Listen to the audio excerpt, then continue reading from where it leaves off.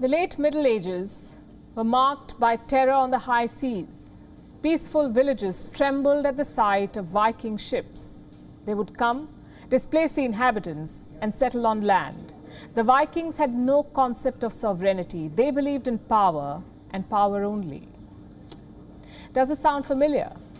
China is the modern-day terror on the high seas. A different time, a different sea, but the same motive: power. A Chinese armada has descended on Spratly Islands in the South China Sea. It is a contested island, rich in oil and gas. The armada was first spotted on the 7th of March. They were sailing in the Philippine Sea. It was an open challenge to Manila. The government ordered the Chinese ships to withdraw. It was wishful thinking at best.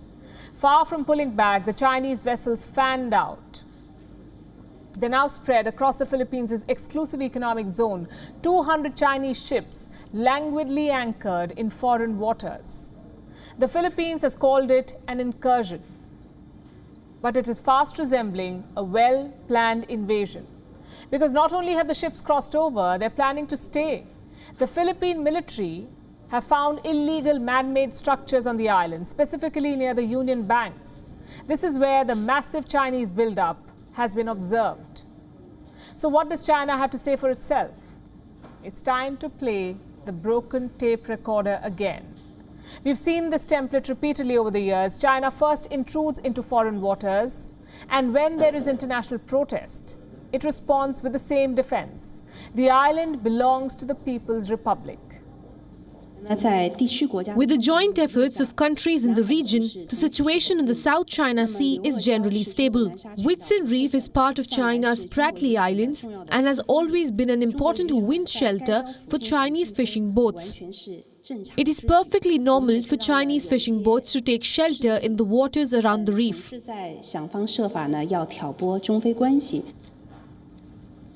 You heard what she said. Chinese fishing boats are seeking shelter from bad weather. That's the best that Beijing could come up with.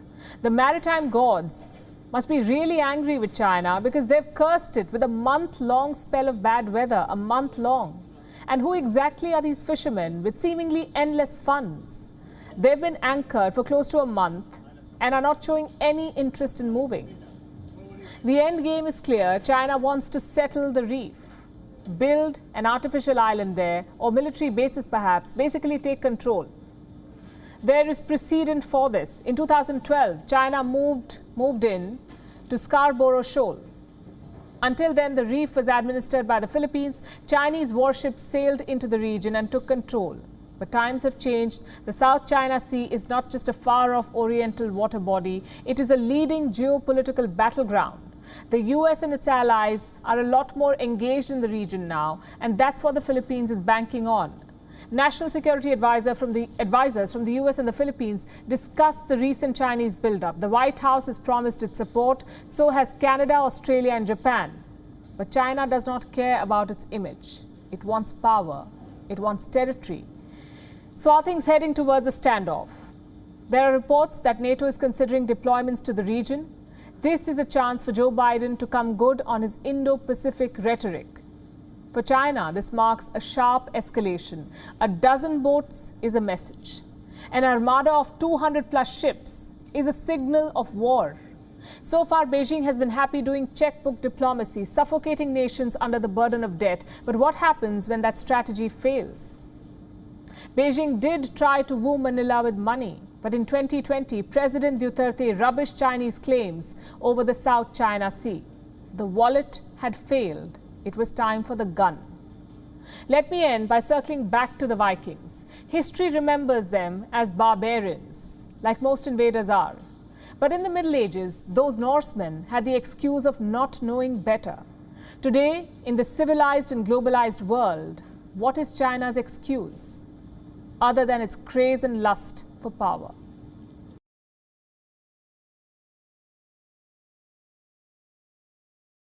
WION is now available in your country. Download the app now and get all the news on the move.